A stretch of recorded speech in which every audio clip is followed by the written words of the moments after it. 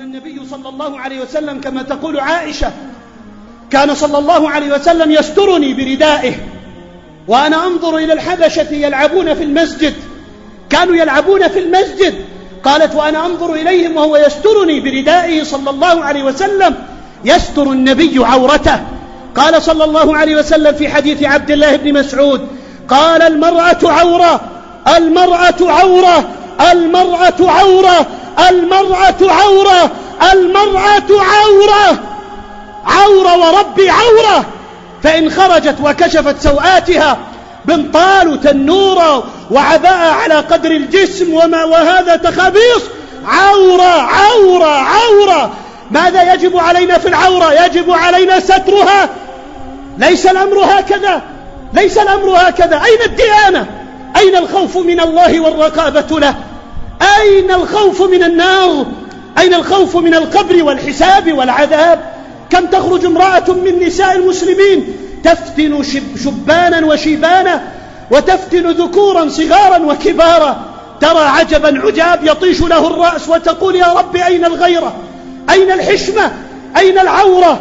أين الحمية؟ أين الديانة؟ أين التقوى؟ غاب هذا إلا من رحم الله، إلا من رحم الله.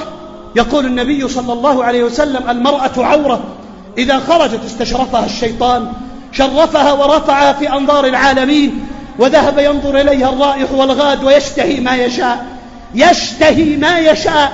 أتظن أن الرجال يمرون بالنساء في الطرقات فينظرون إلى عوراتهن وأجزائهن وأعجازهن حتى يقولوا سبحان الله ما أحسن خلق الله؟ لما ينظر الرجل المرأة؟ لما ينظر إلى عورتها وينظر إلى فرجها؟ لماذا؟ أينظر حتى يقول لا إله إلا الله قسم الأرزاق؟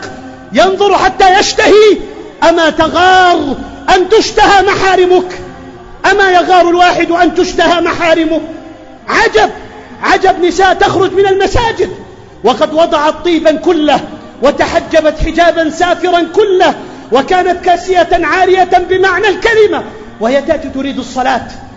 أبو هريرة رضي الله عنه تمر امرأة فيشم طيبها ويرى من تبرجها فيقول يا أمة الله، يا أمة الجبار. قالت نعم. قال أين تريدين من المسجد؟ قالت نعم. قال أتطيبت للمسجد؟ قالت نعم. قال أما والله إني سمعت حبي أبا القاسم، أما والله إني سمعت حبي أبا القاسم يقول أيما امرأة خرجت وتطيبت إلى المسجد لا تقبل صلاتها، لا تقبل صلاتها حتى ترجع إلى بيتها فتغتسل غسل الجنابة.